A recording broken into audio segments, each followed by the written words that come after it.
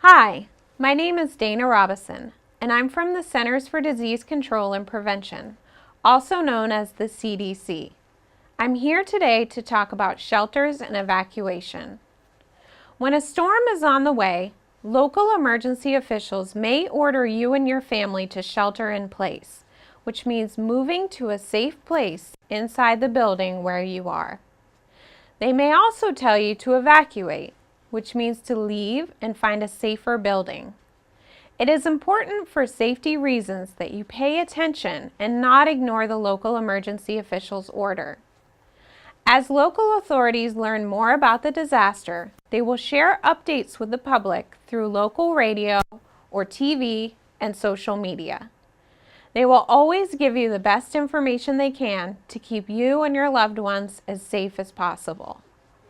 When you are evacuating, only take the things you really need, such as your cell phone and chargers, medications and other medical supplies and equipment, personal identification like your passport or driver's license, and some cash. Also bring with you a list of all your medications and keep it in a safe place like your wallet or purse. You should make sure that a trusted family member or friend has a backup copy of the medication list to share with healthcare providers on your behalf or in the event that you lose or misplace the list of medications you need. If you know a neighbor who may have a disability or require mobility assistance, such as someone who may be pregnant, an older adult, or a young child, make sure to check on them to see if they need help with evacuating or moving to a safer place in their home. You should become familiar with different evacuation routes and where your local emergency shelters are located, or with traveling to your family and friends' home for shelter. Shelters are meant to provide temporary protection and a place to stay before, during, and after a disaster, and to provide access to water, food, and basic sanitary needs. Your local emergency official will also tell you where open shelters are located and the safest way to get there. If you have pets, make sure you have a plan for how to evacuate with them, and listen for which shelters will accept pets. Also make sure that you bring a cage, leash, food, medication, and their veterinary records, including immunization records.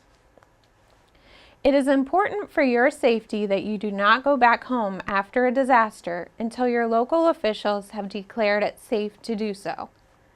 Any attempt to go back home before they confirm it is safe can put you and your loved ones, as well as first responders, in dangerous situations. If your local emergency official tells you to stay home during a storm, keep listening to the radio, TV, or social media for emergency updates. Do not go outside until you hear or see an official message from them that it is safe to do so. Stay away from windows and move to a room with all walls and no windows. You may also stay in a closet or a bathtub and cover yourself with plywood as a safety precaution. Be ready to leave your home if your home is damaged or if your local emergency official tells you to leave. You should move to a local shelter or to a neighbor's house if it is safe to stay there. It is important to remember to always listen to your local emergency officials. Become familiar with possible evacuation routes.